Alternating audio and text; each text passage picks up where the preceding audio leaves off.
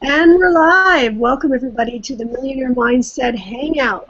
And today I'm Valerie Jampolsky, and what if my kids come running out in the background? I'm a single mom with twin 4-year-olds. They might come running up. I think they're happy in the other room, and I'm here with Alicia Stringer, also another mompreneur, and I think Keisha might be jumping on. I'm not sure. Greta maybe, and we're hoping. There might have been some crossed wires on scheduling, though. We were hoping we have Chris Record coming on today. And, you know, he may or may not be able to make it. There's a little bit of cross connection on that. But either way, we have some very, very powerful training for you. So stay tuned because you might still hop on. And we also have a lot of very powerful mindset nuggets we want to share with you regardless. And Keisha, are you there? Are you in? We see you coming in. Hi, ladies. How are you? For some reason, my cam is not working. As you ladies know, we all had some internet connection issues starting this up, so I'm happy to just be here. So hopefully we can get the kinks worked out on my end. So welcome everyone who is viewing, who's here with us live, and for all of you who... Oh, and here comes Chris. Woohoo! Awesome, the replay. So we're excited. Chris popped on. Chris Record. Thank you, Chris. Sorry, he's starting. We see the image. I think he's coming in. There might have been some crossed wires on the scheduling, and I am so thrilled that you are here. We see the image, but I don't know if we can't see your face or hear the sound yet. I think you might be still processing coming in. We see. I'm excited too. This was something that's really transforming. Oh yay, Chris is here. I got started a little late too. We started and then I couldn't start it. We were like, we're about to start, and then it didn't start. So Valerie, thank you so much for taking off. We have like a little superwomen's team here. We always feed back against each other, and that's what helps us throughout this millionaire mindset. We're always feeding against each other, feeding each other our mindset each week. And we're thankful to have a growing audience to help each other learn through this millionaire mindset to take it to the next level. I'm excited to hear Chris from his promotional last night. He gave some golden nuggets on getting to the next millionaire mindset. Once you're at the millionaire, how do you reach above that? And we're here to listen to his biggest shift of what was that really nugget that enabled you to search out and really seek to find those people that were at that $1 million level, to seek above that in $9-figure level. Only how you proclaim them, like $1 billion levels or past that, and really how you position yourself in a way in order to know that you can take the action and be confident in that. Hey, what's up, everyone? Can you guys see me? Yeah. Thank you so much for coming on. Yeah, you know, I guess I had time mixed up here, so I just kind of popped on last minute. Alicia just sent me a link and said, hey, if you're free, I don't know that I have a long time, but I'm willing to come hang out with y'all. And if you just want to ask me questions, or if you want to anything I'm willing to share, you know, I'll just share it freely. So I'll spend some time with you guys here. Alicia, going back to your question, yeah, last night we did a fun webinar, promoted it to my email list, and also did a couple Facebook ads running to it. And it was pretty awesome because we had tech challenges in the beginning, maybe 30 minutes of tech challenges, and yet we really only lost a handful of people. Still was 500 to 600 people live at all times, and then right now watching the replay is something like 1,000-something people. I'm looking at the stats over here on the side. So watching that is just powerful to see that there's certain information out there that people want, and if you can get good at finding what information people are looking for and figuring out a way to package it for them, it kind of solves their problem. You know, people out there are looking for information, they're looking for knowledge, and the better that you get at finding answers for people and delivering it to them in a way and letting them know, in an effective promotion, letting them know that you have those answers, people from all over the world will come and they'll find you to find that information. And as an entrepreneur, you can use that to your advantage because you can use that to be able to build your brand. You can use that to be able to sell more products in your business, recruit more distributors into your opportunity, or really just use it for any other way that you deem that you want to. So it was just fun. It was fun, and I think that a lot of times it's fun to share off the cuff, but it's also fun to go in with a plan and a strategy. I don't like doing anything without an effective strategy. It's not like I just accidentally had a webinar and accidentally did this. You know, there was like There's been a total of something like $40,000 in sales from that webinar. So there's a specific game plan that goes into everything.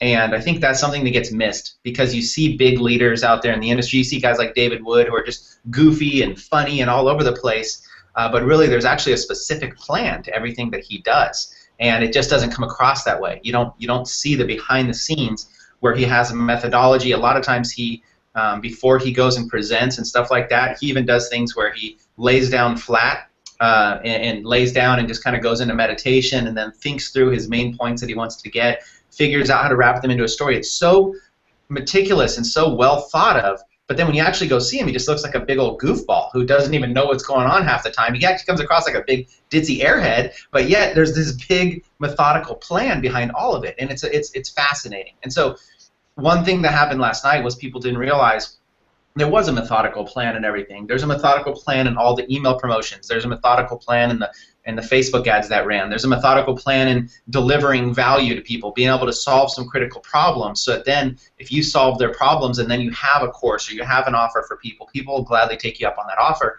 And there's a way to present and position things so you can have massive success.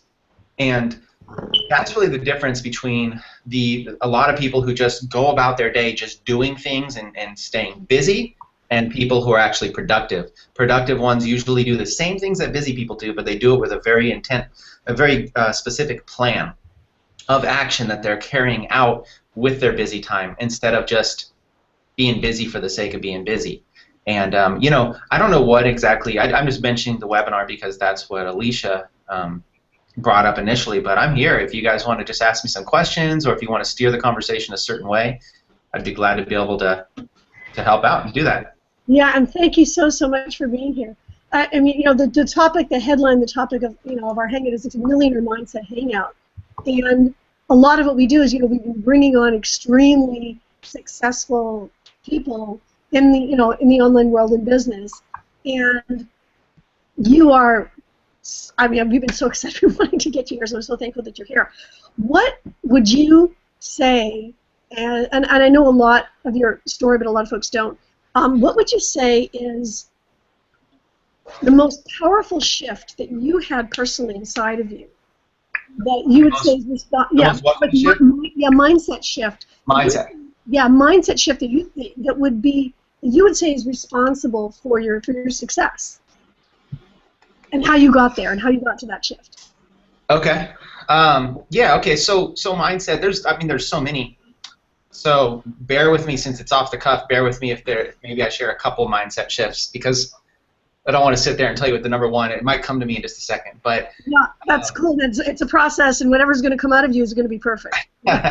So a few mindset shifts. One is, for instance.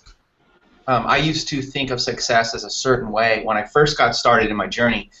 Around 21 years old, I got started a little bit earlier, but around 21 years old is when I really kind of got into the network marketing industry, and that's where I really started this. That's where I really got aggressive in pursuit with success. And I used to think of success as nice clothes. I used to think of success as nice suit, sharp white shirt, red tie, one of the best red ties, big knot, clean, nice, good-looking, clean shoes, good car, detailed rims that flashed. Certain things, certain elements to me were successful. I didn't think of success as, at the time I was 21, I was young and I was single, so I didn't think of success as like married with kids, or I didn't think of success as like being a homeowner and owning a home and doing. It was just a pure aesthetic view of success. Right? It was just all about the outer look and feel of it. It was about glancing down and seeing somebody's watch, and I would see somebody who had a Rolex, and I would instantly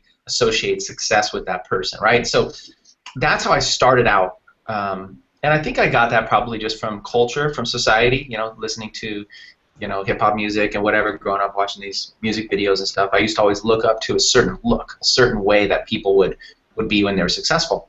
And so I think one of the biggest shifts early on for success to me was when I first really got involved in internet marketing. I started blogging. I started making money through affiliate marketing. This was roughly around 2004 and 2005. I think 2004. And that's when I had my first big breakthrough financially.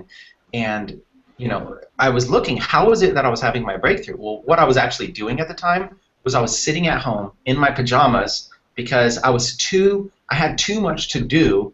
I had to get on the computer and I had to do, there was so much that I could do to make money that it was like, getting dressed up all nice and grooming myself and stuff like that. It just wasn't an income producing activity because I wasn't even going to really be leaving the house. Or if I was just going to go eat lunch or something, right? So I was like, I couldn't wait. When I got up in the morning, I'd jump on back then the smartphones was like a Trio 650. I remember jumping on my Trio and I would check to see, if there was any major stats or anything to see if like, hey, did everything go to hell or is everything going great? And I'd look up. That's how I'd start, and that would motivate me to get out of bed, even if I only had a few hours of sleep. It would motivate me to get out of bed, and then I would just want to go back to working. And it wasn't I was a workaholic. It was that I had found an activity that I could do over and over and over to make money, which was creating content, putting ads on that content, promoting it, and I was making money off Google ads and Amazon and stuff like that. So I had found an income-producing activity that worked. It had proven it was working, and I just figured I'm just going to replicate this activity with as many hours as I could in a day. And then after a while, I got to the point where I got a couple other guys involved, and I would get a little cut of them, and I got a little bit of a business going. So that's when I had my first breakthrough. When I had my first breakthrough, it came in pajamas. It didn't come in the successful look that I had associated with success. So I would basically have these like bags under my eyes. I'd roll out to the Starbucks or whatever, get a cup of coffee, and I would just I didn't realize how raggedy I was and stuff like that, but I had just had like a $20,000 month. And I'm here like watching all these business guys in the Starbucks hustling and bustling and stuff like that, and dressed up really sharp and doing stuff like that. And I'm realizing like I don't necessarily have to do that to have success. Now, so this breakthrough was big for me because success is a mindset, right? It's not a physical look. It's not a physical thing. It's a mindset. Success is a mindset, and because success is a mindset, you really have to break out of the old paradigm. But I will tell you this: when I was a young punk kid, one of the best things I ever did was I went down to the Salvation Army and I bought a suit for $30, and it was a 3-piece suit. It was blue, just somebody's old hand-me-down suit, I guess. And it fit pretty well. I mean, it wasn't like it's tailored, but whatever. It fit. I'm a fairly average size. It fit okay. And I had shoes. And my shoes were real ghetto back then, so I was broke. My shoes were like, I don't know if you know business shoes, like the bottom of business shoes. When they start falling apart, they start like coming apart at the bottom. Like they start kind of opening up like a little bit of a flap at the bottom. And I didn't have money to replace them. And so I had these like really busted shoes that I would wear the same shoes every single day. And I would wear white socks. I didn't even have black socks half the time. So I was just trying the part. But here's what happened. I would wear this suit, and it was like a superhero transforms into a cape or something, right? I would wear this suit. I felt like somebody different. I did feel empowered. So I went through, it's weird. I had to go through this journey of breaking out of my comfort zone of who I was, this hoodlum little punk kid who dropped out of school. I dropped out. I never finished high school. I only got to the 9th grade, and I didn't have street smart. I mean, I had street smarts. I didn't have traditional education or anything. I had dropped out, and I was just this hoodlum kid. So putting on this suit was sort of like an experience for me. It was an experience that it was like I can become anybody that I want. And then I went through that experience for a while, and then had another successful mindset thing, which is I realized that success is within. So for me, it was this transition of having success be outward, having this be this display and trying to achieve that, and then realizing that success is actually inward and success can come from within. But I don't think I could have had one without the other. And I'm not encouraging everybody to go to Goodwill or Salvation Army and start going buying clothes, but I'm just saying that sometimes there needs to be a transition to kind of knock you out of your old mindset and open you up to a new mindset so that when you have that opportunity, you can actually have a breakthrough. Because where I was before, I don't think I would have made it had I not gone through that phase of going through changing who I was, changing out of this kid who would have been happy getting a job. I would have been happy getting a good job. I didn't go after a good job because I didn't think anybody would hire a kid who didn't have a high school degree, who didn't have any on-the-job training or skills, and didn't have a resume. So I just never even bothered trying to get a job because I just thought, like, that's worthless, or at best I'll just be broke. So because of that, I kind of forced myself into entrepreneurship and into sales, which doesn't require really a resume, and sales is really commission based, so it's really all on you. So I had this journey. If I were to sum up that journey, the journey was about being outward. It was about outward success, and then having a full circle kind of epiphany that success is really inward. And once I realized that success is really inward, and that's when I started having my most success, that's really when the game changed. A couple of funny stories about that. One funny story is that I lived in Santa Cruz, California, and I was part of this network marketing company, and they had meetings like every single week, okay? And then they had a meeting over in San Jose about 45 minutes ago, another day that week. So it was like two meetings a week that I was going to. You know, we'd invite people there, try to recruit them into the business. And when I finally had found an activity that I could do on my computer to make money from home, I didn't want to, it was difficult to pull myself out of that income-producing activity to get dressed up and go to the meeting and play the role. Now, I would get dressed up and I'd go to the same meeting that I had been to 100 times, hear the same presenter, telling the same business plan. I'd be sitting in the back of the room, whether I had guests or not. I would pay to go. I would drive there in my car. I'd pay $5 or whatever to get in. I'd sit there, and then afterwards you had to go to a meeting after the meeting, so we would go to a bakery-type restaurant, diner, and we'd go there, and then we'd all sit and chat. It was good, a good little social club. But the group never really grew. It was sort of like loyalty is what that was. Everybody was loyal, everybody was there, and occasionally there would be new guests, and you'd get them excited. But it was like a plateaued type business.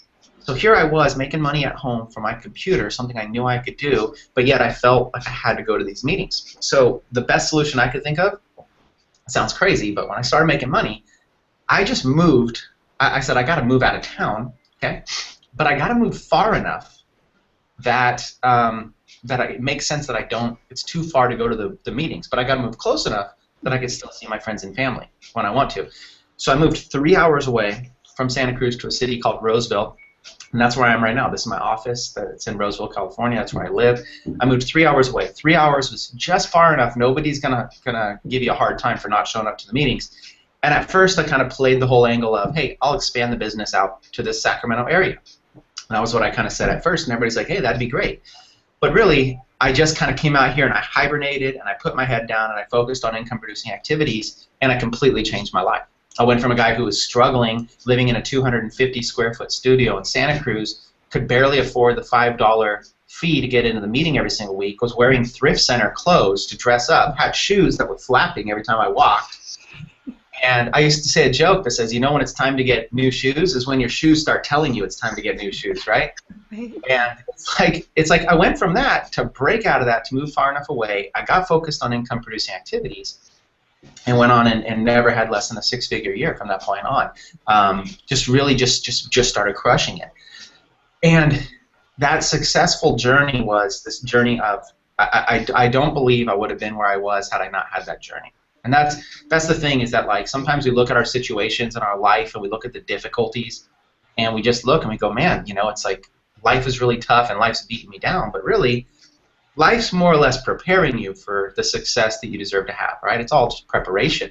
You know, it's turning you into the kind of person that can be more abundant. You know, in order for you to be trusted with more gifts and more responsibilities, you got to prove that you can handle the drama that's going to come along with it at a small level. If you can't handle the drama that it takes to reach $10,000 a month, how are you going to handle the drama it takes to make $20,000 or $50,000 or $100,000 a month? It's just 10 times more drama. Life doesn't get easier the more successful you get. It actually gets harder. But what happens is that you become a bigger person. And so even though it's like let's say this hand is you and your growth, and this hand is your income and your success growth. So what happens is, you know, at first, you know, your success, at first it's like you're here, you're not able to handle this amount. So it's like what it takes to succeed is bigger than you. And so you have to grow and personally develop to be able to match that level, okay? But then what happens is you grow again, and then you have to grow again to match that level, and then the success level grows. You got to grow again to match that level. What happens is you grow so much. Pretty soon, this is like below you. This is like easier. It's like the problems are actually 10 times bigger, but they just feel smaller because you've grown 15 times bigger. And that's kind of the thing, is that like on last night's webinar, I gave the analogy of lifting weights. I know that's kind of, for me, it's a kind of a guyish analogy, but it just makes sense to me. Like if you take a bar and you lay down and you bench press it, you put on a couple whatever weight on the side, you put on as much as you can lift, and it's hard. But if you did that every single day consistently for the next 6 months, then that weight is going to feel light. It's going to just be your warm-up round. It's not, you're not, you know, you're just going to slap it on, do your sets. It'll just be your warm-up. Because 6 months of putting that, you're growing stronger. Your muscles are stronger. Your body's stronger. And if you think of that weight as the analogy of problems and the drama that we face, that's a powerful way to look at it. Is that what happens is that the stronger you get to be able to handle that, the more you'll be able to overcome those problems. And so that's really that journey of success. The journey of success is becoming the type of person that can handle the responsibilities associated with that success. And it's about, I believe it's about this constant journey. I don't believe success is a destination. I believe success is a journey. So, you know, I love these people who are, in our minds, really successful, guys and girls that are very, very successful. They're still chasing after it.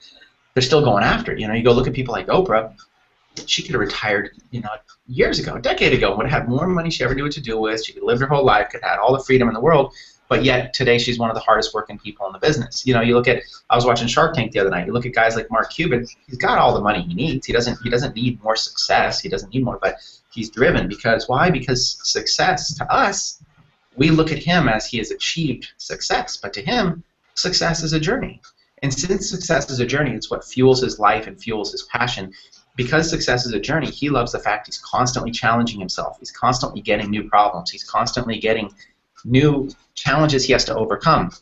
You know, I was reading Grant Cardone's book, 10X Rule, the other day, and Grant says, what you want to do is you want to go out there and go get some big problems. That's how he literally sees that all successful people, one thing they have in common is they have huge problems. So he's like, go out there, create some challenges for yourself. Go out there and create some problems for yourself. Because once you have this big problem and challenge in front of you, you have to grow into a bigger person to be able to handle it. So if you have to grow into a bigger person to be able to handle more success, why not force yourself to grow into a bigger person? You know, as I'm sitting here right now, I'm in an office. I'm not used to working in an office. I'm used to working from home and you know, hanging with my little kids running around. And you know, a lot of my webinars, you guys seen a kid will suddenly pop up on my lap out in the middle of nowhere, right? But I'm pushing myself, right? So because I'm pushing myself, it's like the other room here got a whole row of desk. I mean, that's why I'm talking a lot quieter than I normally talk. I don't want to interrupt too much of the workflow, but got a whole bunch of people out here working. I don't even know if I can show it. Let me see. Actually, that would be kind of fun if there was a way to show that. I don't, without like putting anybody on the spot. I wonder if this would work. Let's see if that would work. Hold on. Let's see. I want to spy on it pretty well. Oh, yeah. There you go. I can't really. That's awesome. I don't want to spy on anybody. I've got my TV on the wall. It's listening to Google Play music in here. Got my setup here. Let's see if I can come back here. Setup. Got my computers. Got my coffee. Got my computer here. Computer there. Computer there. Got this whole lineup of computers. True internet marketer right there. Yeah, hold on. Let me see if I can get this off. It's like a minimum you have to have 3 screens. Yeah. All right. So, and then we got the office over here. So, like this is part of that process. Is part of, you know, getting into the, you know, kind of getting into the comfort zone, getting into the comfort zone, and then realizing, hey, I want to reach another level. And so what do? You get out of your comfort zone again. So for me, that, you know, getting out of the comfort zone was starting to work out of an office, and it's so different than anything that I've done before, and it's such a different experience, you know. But you know, the thing is that it's like a job. Right now, what I'm doing is I'm working it like a job, and a lot of people think that's crazy. But there's a method to my madness, and the method is this: is that when I look at very, very successful people, so you have, you know, people who want to be successful, then you have like this wide group of people who would call themselves successful, like entrepreneurs, maybe like, I think around the $10,000 a month mark, I think is if I had to kind of symbolize that. A lot of people have touched success, but their habits aren't quite there yet, their routines aren't quite yet there yet. Then you reach into the big levels, the people who are worth 8, 9, and 10 figures, and you start to realize that success is built into their daily routine, okay? And that's kind of the new mindset that I'm on right now, is really building a daily routine around success. There's a few things I see in common with people. One is hours, discipline around hours that they work. And it's not like they just work a few hours. It's just that they know what they're doing. Everything is very calculated. They know what hours they're working. They know what they're doing in those hours. They have them scheduled out. They maximize their time. Another thing that I started to notice was not just hours, but systems. People use systems. So what I did was I actually stepped back. Sometimes you got to take one step back to take two steps forward. So I actually stepped back and dialed in and basically created a bunch of systems. I hired a guy, actually got him on as my partner, and had him create all these systems. So now when I want to do something, it's very systematized, very organized. So we have like the scheduling's very organized. If I could show you on a very technical end, it's very, very cool. It's like there's TVs in every office, and they have what's called wall boards on them. So I can see like my tasks on the left, and I can drag and drop them on my screen to the next column when I'm working on them, then to the next column when I'm not. We use a management system called Jira, it's by Atlassian, and it's just this whole system. So everything is like documented, everything is categorized, everything's prioritized. On any given day, I can log in and I know exactly what I want to do. And it's very structured, but it took me a while since I didn't go to school, especially I didn't go to college where you learn this kind of level of stuff. I had to step back and I had to learn this. And so what I used to do is I used to use an excuse which said, hey, I'm not a systems guy. I'm not a detailed guy. Hey, I'm not a blank guy. Now I'm going, hey, what is the future I want? Do I want to build a company and have a 9-figure exit? Is that the vision? If that's the vision, what are people like who do that? What are some of the common things? And if you find successful people you want to emulate, whatever it is, find what are some of the common things that they have. And you can look and you can go, okay, here's some of the things I can model after to make that happen. So everything's organized. I can go, okay, hey, I'm going to launch a product, and then I can write out a whole entire list of tasks that I need to do. Have my guy create them, take those and create them into a whole system around those. And then every day when I get in, I can go through and make sure that I'm handling all those tasks, moving them over to completed, doing quality assurance, making sure it looks good, and that's how I actually end up with the end result. Rather than the way I used to use was just do it. I used to be like, oh, I'm going to launch a product, and then let's just have a webinar and let's just do something, right? Whereas now it's very organized because the first way works. That's how I can make $10,000 or $20,000 or something. But the way I'm doing it now is how I can scale up. If I have a system in place that everybody can use, I can scale. Right now there's about 10 employees in here. I can scale to 100 employees. That's not possible when you're just waking up in the morning and just doing random stuff every single day. So you see what I'm saying? I had to get my mindset. I had to get out of this random workload type environment I created and get into a very specific, agenda-driven, calculated, assessed game plan. It's a game plan I put together. Here's the vision, and here's the specific steps that are going to get you there. And it's not guaranteed. You're still always taking a risk as an entrepreneur. I mean, I got a huge overhead now. That's not fun. Nobody likes that. But there's a vision and there's an outcome that we can get to. So I'm kind of rambling about that. But you asked about the millionaire mindset, about the success mindset, and I think for me it's just this combination of this journey. My mindset keeps evolving, and right now my current mindset is of coming full circle, and I created a job for myself. I work 9 to 5, show up at the office at 9, I leave at 5. Like today at 5, my wife picks me up and we go to swim lessons with the kids, and then from 5 to 6, and then we do dinner, get them to sleep, and then when they're asleep, I do another shift. So I'll work tonight from probably like 9 to 2. You look at these bags under my eyes. Those bags didn't come from like a good night of rest last night. I was up till 3 a.m. last night, and then the kid. When you have kids, especially young kids, it's my kids don't completely sleep through the night. They kind of sometimes do, sometimes don't. The bags just come with it, but the bags aren't stopping me from being productive. I may not do as many webinars like this these days, but I'm just very, very, very disciplined, And if there's one, for those of you that are for those of you watching that are gonna take it to a level where you actually go get an office and all this kind of stuff, I'll tell you this: the most important thing you can do is either become the type of person, or hire or partner with somebody who can manage all this and run systems, because this is all a lot of management every single day. It's a big learning curve for me. You got to have somebody who can build this foundation that you can grow on. and then you can come in and do your strengths. For me, my strength has always been selling.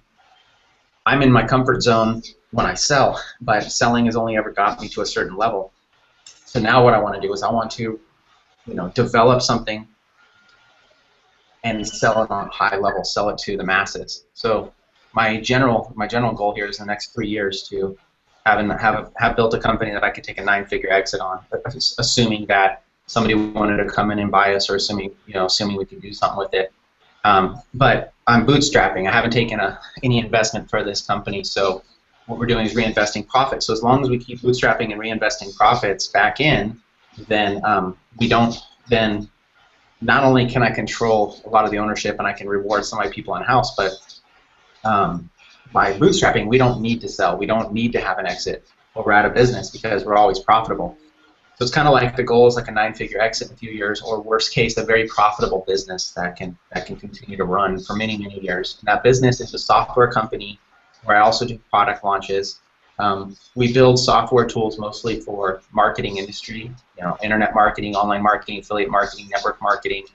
But we also branch out to real estate, insurance, sales reps. Basically, okay, if I had to summarize, I'd say more like sales reps in lots of different industries is really who our target audience is. We build training and software and systems and tools for them. And in order to launch the office, I took on a large project, business-to-business project with Empower Network called Kalatu, and that was kind of the foundation of, okay, every day we come in, that's our core foundation, is building out Kalatu, and then everything else on top of that we have time for is our own internal stuff. And so having kind of a base structure that you can build on is important. Yeah, jump in. I heard someone say something. I'm just, Chris. Valerie, were you ready to say something? Just listening to you, Chris, and the evolution of Chris' record is just so amazing, because the T-shirt says it, and that's how we became familiar with each other, with Team Take Massive Action, you being the founder of that. A lot of entrepreneurs online with internet marketing, affiliate marketing, and network marketing. And, my experience listening to you, maybe one of the first times was in San Diego, and you share with us how the importance of reframing those things that you talked about, those struggles in our lives and the challenges that we might have, and how we can look at those as muscles to make us stronger. And just hearing you and how you grew this organization or community that we had from hundreds to thousands of people, now you're building this big business of your own, going from working with the internet marketers to companies like Empower Network, where you're building applications for them, and it's just phenomenal, and you're a phenomenal leader, and I'm so thankful to be partnered with you and to know you and to have learned from you and to share that knowledge that you imparted in me with the people that I'm connected to. So you're phenomenal. Thank you so much, Chris. And the information you're sharing, like you said, you learn one thing, you get to the next level, then you learn something else, and you're building upon yourself, you're developing yourself, and that's the importance of growing, continue to grow to get you to that next level in your life so you can become that millionaire that you want. You just got to have that mindset to keep going and improving yourself. So I really appreciate what you just shared with us. Yeah, right on. I would say that you're right. You guys. One thing about all of us here on this is that we've been close enough. At least everybody here on the panel have been close enough that you've seen. It's not like this is all you've seen. This kind of journey that I'm taking too. It's been a very outward journey. I did kind of hibernate for a little while there to kind of come to my senses about what I really wanted to do and what I felt passion and purpose in. So I slightly changed my game plan, but it's all the same stuff. It's just it's just like, hey, do I want to kind of retreat and hibernate and do the kid thing and do the stay-at-home dad thing and just be mellow, or do I really want to go after it? And I really had to figure that out. Once I figured out that, let's just go after it, then I felt like stress was relieved from my shoulders, because it was really more about the decision. I already knew what it was going to take. On one hand, I was going to be able to be a lot more relaxed. I was going to be able to go play golf more, hang out with my kids more. I was going to be able to, basically just be more relaxed, to be from home. And just kind of chill out. On the other one, it's very aggressive. It's very long hours, you know, a lot of responsibility, a lot of overhead, a big gamble. Other people's, you know, other people gotta rely on me. So the pressure is a lot bigger in this situation, and it's not like I need the money. I'm not doing this out of this necessity of, you know, my life is not complete without success. It's just more of there's a path when we come to crossroads, and there's a path to take, and I thought a lot about it, and I thought, you know what, let's just go after it, because the reason I wanted to go after it is because I find a lot more value in life when you wake up and you have something passionate you're going after. And you know, and the hard part for me really this time around was, you know, if I was just single and didn't have kids and just kind of could do whatever I wanted, then I think this would be a little bit easier for me. I'm not saying it may not be, because I'm not in that situation, so I can't really compare it, but it feels like it'd be easier. The hard part for me has been really the balance of balancing the family and making sure that I'm not overstepping any boundaries in this process. So for me, what worked was getting a schedule where, you know, at first it was in the mornings. We would do family time in the morning, but what happened was we actually have like a nanny to be able to help out in the mornings and be able to give my wife some free time, and give her. I identified what are some things she's passionate about that she wants to do, and we kind of made sure that she gets to do those things kind of in the first part of the day, and then when my other son gets off school, then it becomes more of a family day for her, and then when I get off work, then it becomes a family unit. So we do a little bit in the morning. We do a lot in the afternoon and night, and then certain nights we have a nanny to watch the kids while they be at the house while they sleep, and then we go out and we do date nights a couple nights a week to try to make sure that we balance that in.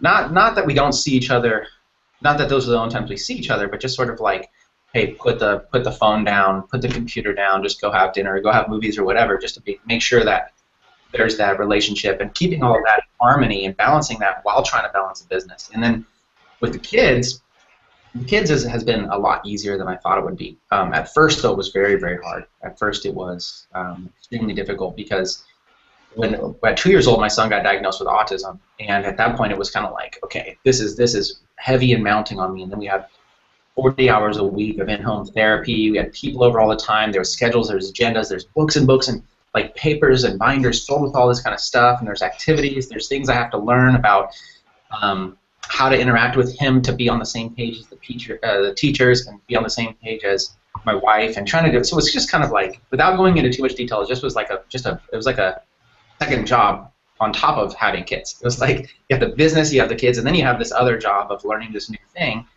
So at first it was a lot. It was a little bit overwhelming, and my business did kind of suffer. But then once I actually got to it, having that early intervention and in-home tutoring, it's not like it completely fixed him. I'm not saying he's a typical regular kid yet, but what's crazy is that it actually, being so aggressive up front, actually, for his age, he's actually quite easy to manage. I mean, even if he was a regular typical kid, I mean, boys are boys, and you know, just having two boys alone, they're crazy. And I have friends that have kids, they're just crazy and they're nuts, and they go out, you know, they're wild. It's hard, even if they're as typical as can be. I imagine I was difficult. So I kind of look at it and go, now it's actually kind of easy. My kids are fairly easy to deal with. I mean, because we learned these extra things that helped us to be more effective with them. And my second kid was the baby that was always in those sessions. So he actually got like an early intervention that wasn't needed, but it actually is helpful. Any kid that gets that extra tutoring and extra help, even if indirectly, really helps him. So he's just like, you know, whatever, really chill. So now I'm in this place where it's like, man, this is easy. But it's kind of like that whole thing again, right? Growing to be the bigger person. It's like, to me, it all feels pretty easy. I would say the hardest part is just that, you know, to really push yourself to the next level, you just create this pressure and this stress, and it is hard to completely remove that and go be with your family. There's a transitionary period where it's like, you know, you constantly are thinking about what you want to do next, and that's the part that I think I'm working on right now, is really learning how to turn it on and turn it off as an entrepreneur. But I would say that's been the biggest learning experience for me, is building a business while balancing life. Building a business while balancing life, and I think a lot of people could probably relate to that. You know, I don't know who all's watching, and probably a lot of people, the majority of people end up having kids, and yeah, building a business while balancing your life can be difficult, can be tough, and I know a lot of people are still trying to figure it out. I'm still trying to figure it out, and that's probably, I'd say, the core of my next mindset.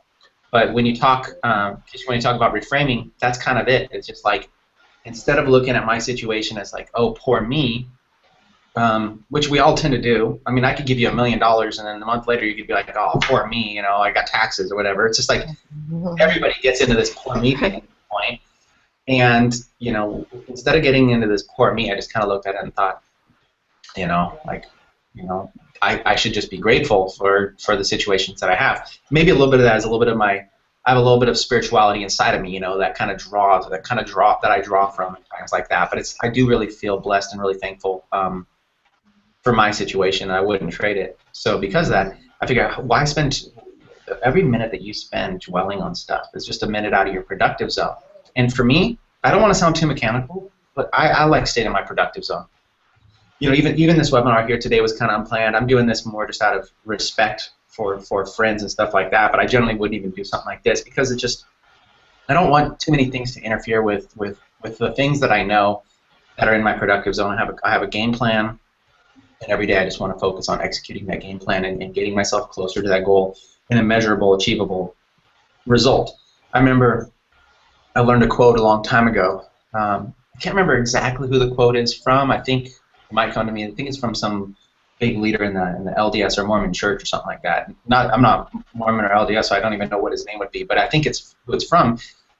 And by the way, they're like a really good business too. Aside from religion, they're like a very good structured business. But the quote was like goes something like this. It says, "Where success is measured, success can be improved." So it's something like that. I may have butchered it, but it's like, whatever you do, you want to make sure that you're able to measure your results. I talk to people all the time, especially network marketing. Network marketing's got to be the worst of this because anybody can get started, and you get caught up in the hype of I'm going to be successful, and then you just go all out, and you just try to be successful, right? But there's no real methodical plan here. It's just sort of like an all out. What does this person do? What does that person do? Okay, I'm just going to throw them on the wall and see what sticks. So the thing is that what happens is that most people are just busy all day. They're just busy, just constantly busy. So in their mind, they feel like they're working so hard. You couldn't convince them otherwise. They feel like I'm paying the price, I'm putting in the work, I'm going to get there. But really, they're just running around a tree all day. They're not actually getting anywhere, but they're tired. Okay, they're tired, and eventually you get drained out because why would you want to go run around a tree every single day? Eventually be like, I'm not getting anywhere. This is hard. But over there, that's a shiny green pasture over there. I'm going to go over there where everybody else is saying it's easy. And then you go over there and you run around a tree all day because you take the same habits with you. This is the majority of people have this problem, is that everybody's good at being busy. And then they're good at justifying that their busyness somehow will make them successful. But busyness does not equate to success. So you got to swap out busyness for productiveness. You got to be productive in order to be successful. So you got to look and go, okay, success is measured, success can be improved. You can't improve something if you don't know what to improve. Tiger Woods, he wants to be the best golfer. He's going to get a coach who's going to look at his golf swing, going to look at his angles, going to give him ways to be able to improve it. They're going to measure, they're going to score, they're going to tally, they're going to see how many balls did he hit, how many did he hit with this iron, this club, this driver, this.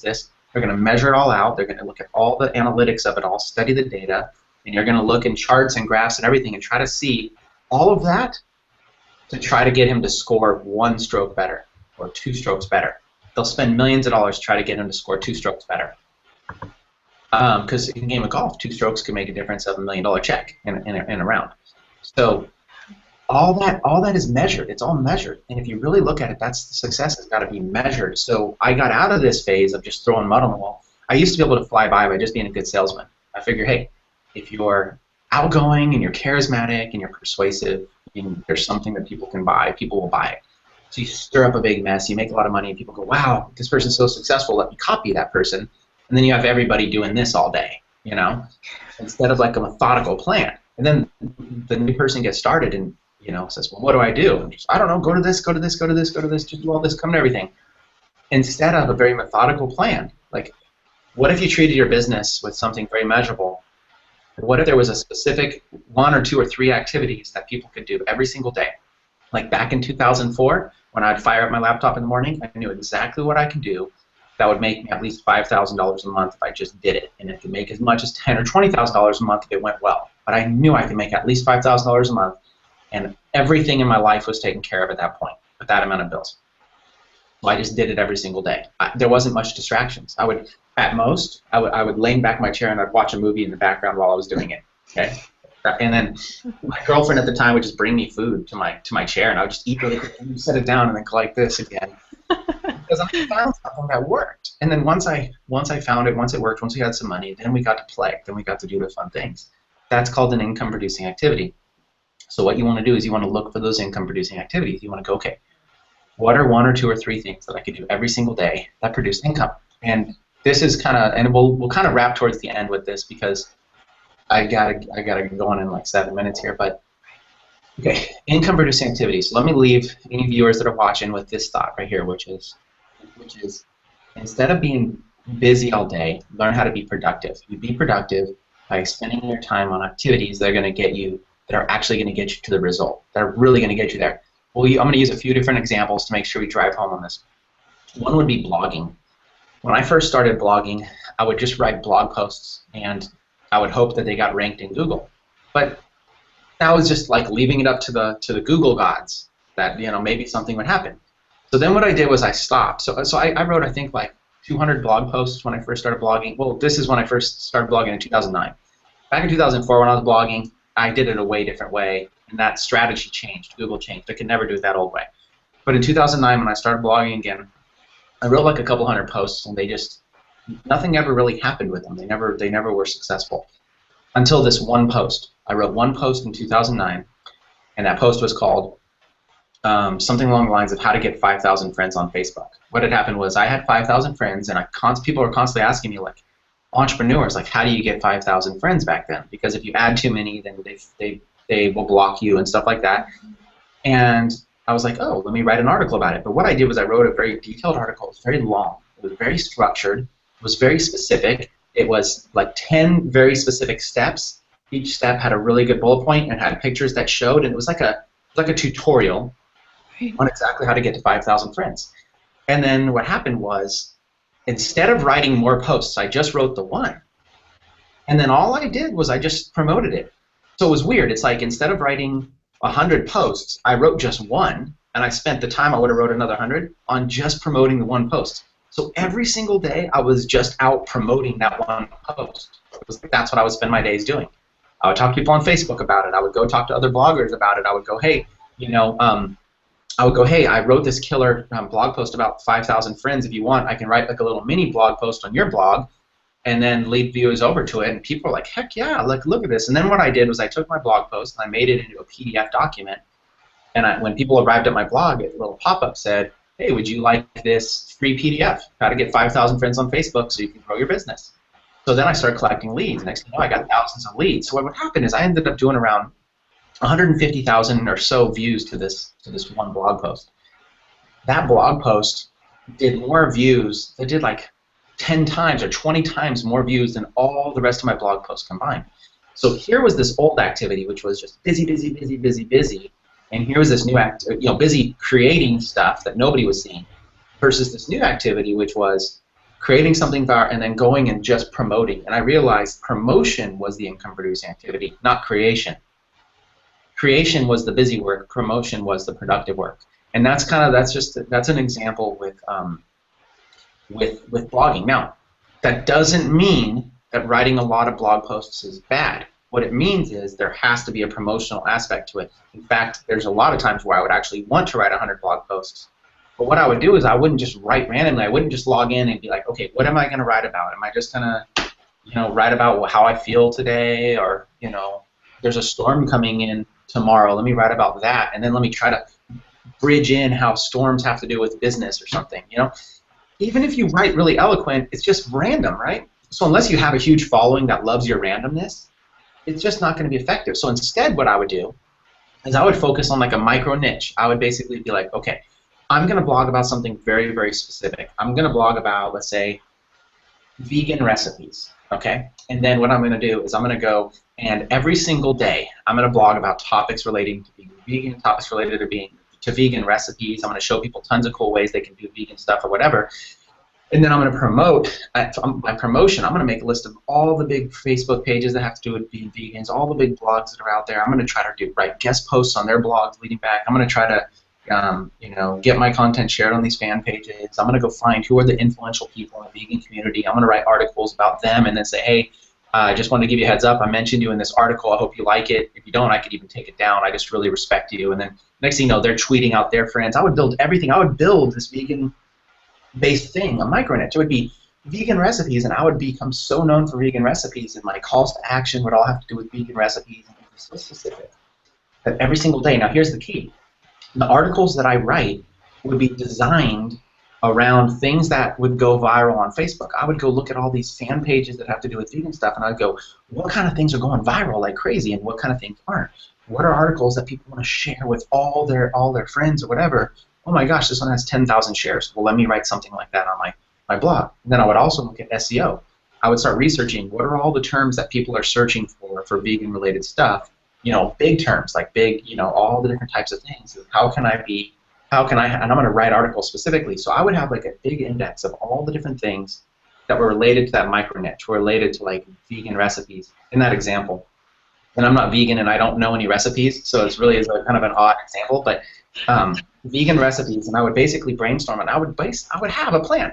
When I step into my office, I would have a plan. I would know, hey, today from 9 to 11, I got 2 hours. I'm going to write, let's say, 2 articles that are going to be very good, that are going to be about this and that. And then I'm going to, from 11 to 12, I'm going to do my standard promotional syndication stuff for those articles, and then I'm going to take lunch. And then after that, I'm going to go in and do all these promotional things, and I'm going to have maybe a hangout where I interview people who are vegan experts, and then I'm going to take that video, I'm going to pay somebody to transcribe it and create that into a blog post. I mean, I'm going to have a plan. It's going to be so structured because now I know an outcome. The outcome, I know that if I just keep with this and build that brand, that I can establish myself as an authority. I'm going to hang in there. It might take me a year to do it, but I'm going to hang in there. Once I have that brand built, it's like, then success is easy because I became stronger. Because I had built this following, I built this loyal thing, I've got this huge email list of all these people, and every time I write a new post, I can push it to the list, get all these viewers, get syndicated. People are going to start asking me to do interviews on all their shows, and I'm going to become this expert when it comes to vegan recipes, vegan food, vegan whatever. I'm going to find all these different ways to monetize that blog. I'm going to bridge market into other opportunities. And it doesn't matter because that right there is a sustainable business that can make me $5,000 or $10,000 a month if that's what I wanted to do. Or potentially can make me even more if I bridged it out into other opportunities. My point being, it's a random example to bring up vegan recipes, but the point is that kind of a micro-niche process is a process in which you have a specific plan every single day, and you're on path. So instead of me just being busy, I know exactly how to be productive. I know exactly what to do. I have a very specific game plan, and every day I'm acting on it. So my time away from my kids and my wife is not wasted. I want to make sure that my time is as productive as possible. So if there's one kind of mindset principle to leave everybody with here, to end it, it's just that, focus on income-producing activities. Instead of being busy, learn how to be productive. Write down 1 or 2 or 3 things that you can do every single day to start. Make sure you're doing those, and make sure you're working off of an actual business plan. It doesn't have to be a full written business plan, but I just gave you one. I just freestyled one off the top of my head for the last 90 seconds. That could have been a business plan. You know what I'm saying? And I'll never do it. I'm not going to write vegan recipes. It could have been about go-kart racing tracks. It could have been about worm farming. It could have been about whatever. It could have been about coffee. Okay? It doesn't matter. It could have been about something. So if you have a game plan and you're targeting terms that people are searching for, and you're targeting articles that are likely to get shared in Facebook, and you're spending the majority of your time promoting and building a micro niche list and doing that, you're going to end up in a place. It's a path that you know will take you there versus this randomness. I hope I get successful one day. Mm-hmm.